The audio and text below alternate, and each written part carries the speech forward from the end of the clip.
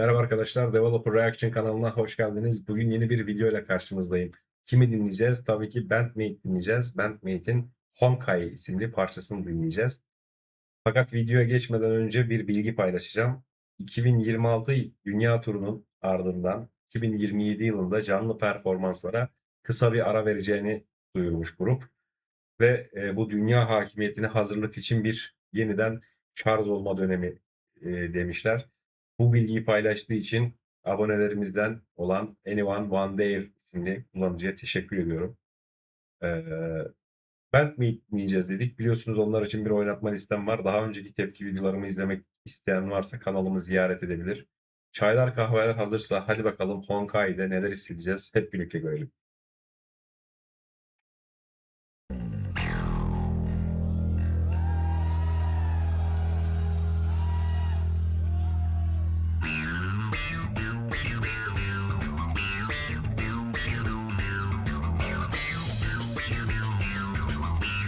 Wow.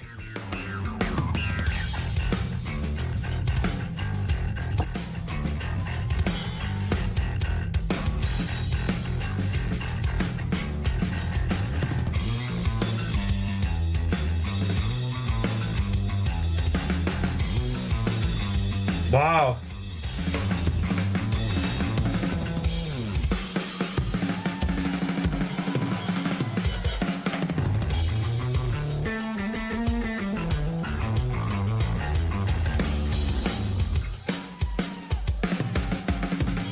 Dinleyin.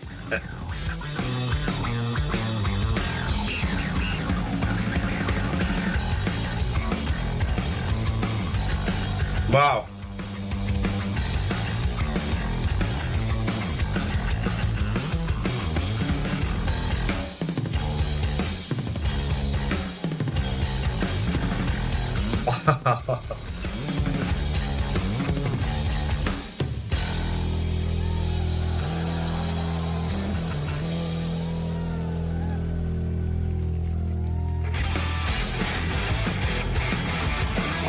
Wow.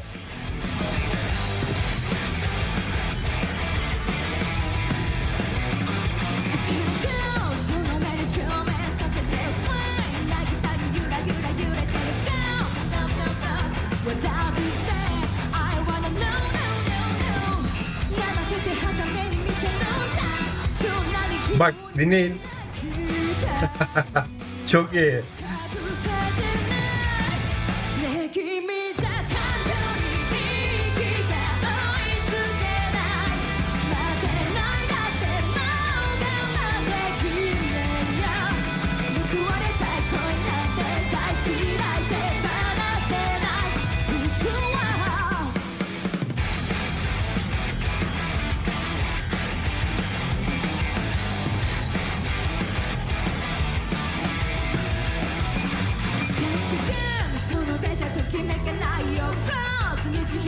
Basın sesine bakın ya.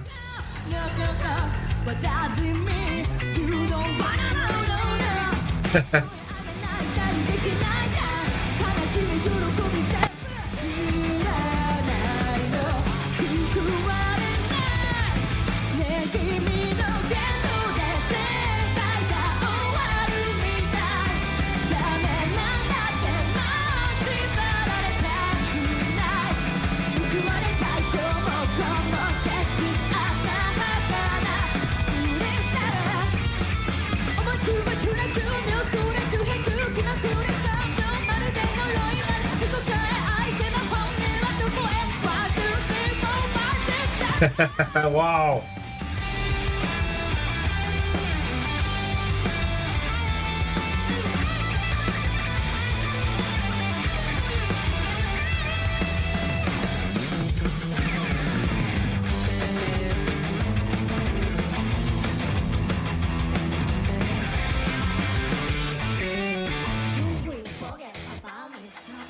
Wow.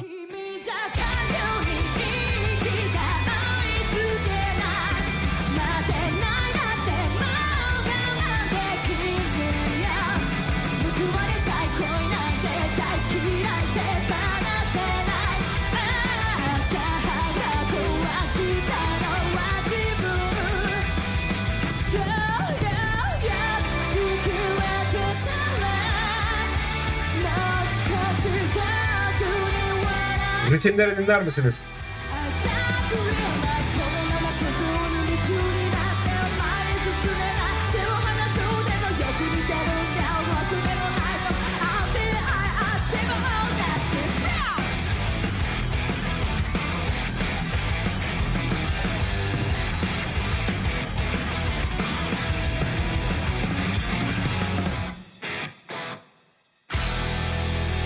Wow.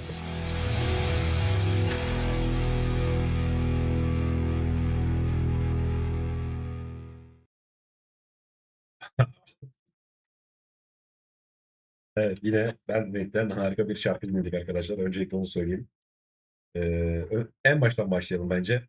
Honkai kelimesinin anlamı asıl niyet ya da uzun süredir beslenen arzu demekmiş. Şarkı bir hikayenin yan kolu gibi hissettiriyordu. Çünkü o liriklerde, sözlerde vazgeçişten ziyade karanlık bir hırsın ve içsel bir hesaplaşmanın izleri var gibiydi. Henüz dinlemediğim için bütün Bentmay'in şarkılarını şimdilik sadece bu şarkıyı üzerinde söylüyorum. Grubun biz sadece bir hard rock grubu değiliz diye bağırdığı ustalık eseri diyebilirim bu şarkı için. Genel olarak dört dörtlük bir yapıda olsa da Akane ve Misa'nın o arasındaki senkronizasyon o kadar katmanlı ki dinleyiciyi sürekli bir aksama ve poliritmik bir his veriyordu açıkçası. Genel olarak kısaca yorumlamak gerekirse Akane karmaşık ve o aksak trompet vuruşları, Misa'nın şarkıyı sürükleyen ve kirli bir melodik bas hattı ve Miku'nun armonileri, sarsılmaz ritim gitarı, Saiki'nin karanlık tonlardan güçlü nakaratlara geçişi ve Kanami'nin progresif riffleri ve teknik solo işçiliği harikaydı. Sırayla giderken yine Akane'ye gelirsek Akane bu kaosun mimarıydı diyebiliriz. Bu şarkıda davul yazımı tam bir mühendislik harikası diyebiliriz. Ve şarkının geneline düz bir rock ritminden ziyade snare vuruşları beklenmedik yerlere koyarak o senkoplu bir yapı kurmuştu. Ve harika olmuştu orası dediğim gibi.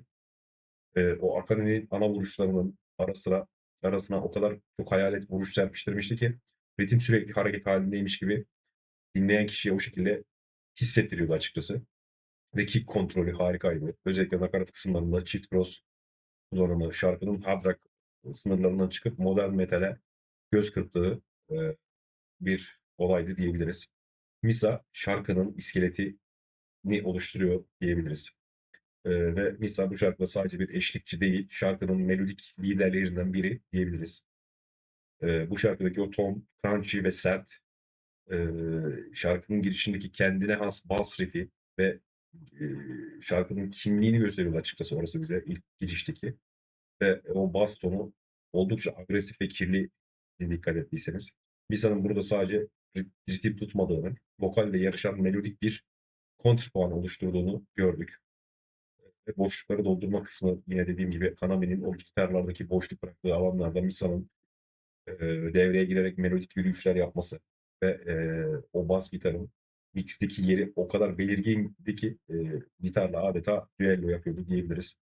Miku burada denge unsuruydu.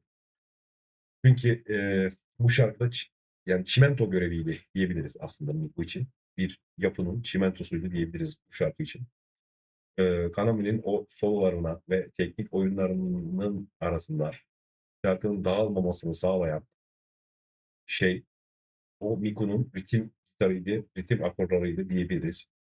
Ve Saiki'nin güçlü karanlık tonlarına karşı Miku'nun ah ah veya işte yah gibi arka vokalleri parçaya oldukça ikonik bir Maid enerjisi kattı. Karanlık havayı biraz olsun dengelediğini gördük.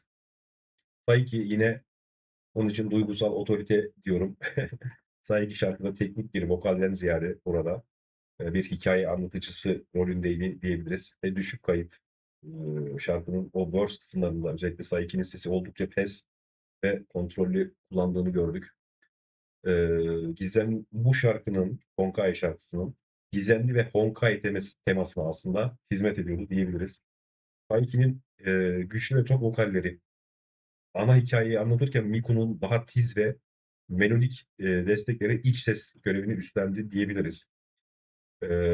Nakarat geçişlerindeki sesindeki o rasp efekti ve grubun enstrümantal sertliğine ayak uydurmasını sağladı. Ve Kanami'ye geldik. Kanami'yi konuşacağız. Teknik e, dekonstrüksiyon diyebiliriz burada Kanami için. Sadece bir gitarist değil, bir kompozitör olarak parladı. Ve Kanami her zamanki gibi tapping ve hızlı legato geçişleriyle dolu. Solo kısmında ise sadece hız değil, blues etkileşimli bir modern bir ton kullandı. Hissettiyseniz. Tapping ve hız ön plandaydı burada. Dediğim gibi şarkının içinde o kadar çok mikro teknik vardı ki bazen saniyede bir 3-4 farklı tekniği kullandığını duyduk ve atonal yaklaşımlar solo kısmında klasik rock kalıplarının dışına çıkıp biraz daha böyle fusion, atonal tonlar tercih ederek şarkının modern havasını pekiştirdi. Ve şarkının temel yapısı, spin-off ruhu nereden geliyor diye hissediyoruz. Öyle bir soru oluşuyor kafamızda. O da tamamen dinamik değişimlerden kaynaklandığını düşünüyorum. Şarkı sürekli bir yükselip bir alçalıyor ve bir anda çok sert bir metal parçasıyken bir anda vokalin öne çıktığı bir atmosfere bürünebiliyor. İşte bu yüzden böyle hissettiriyor bize. Ve şarkıdaki her enstrüman dediğim gibi birbirinden bağımsız bir şarkı çalıyor gibi görünse de aslında muazzam bir e, puzzle gibi birleşiyorlar. Ve buna organizasyonel kaos diyebiliriz. Bu grup aslında bu albümü hazırlarken şarkılarını iki farklı kategoriye ayırmış. Roots ve Progress.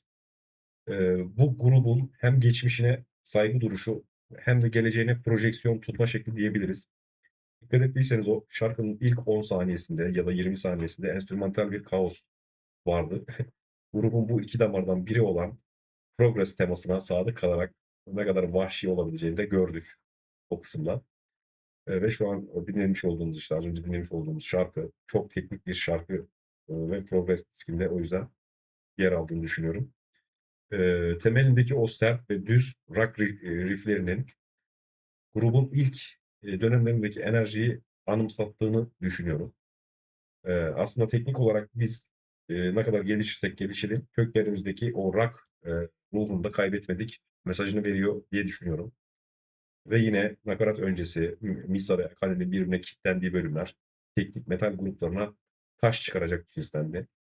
Çok beğendim o kısmı arkadaşlar.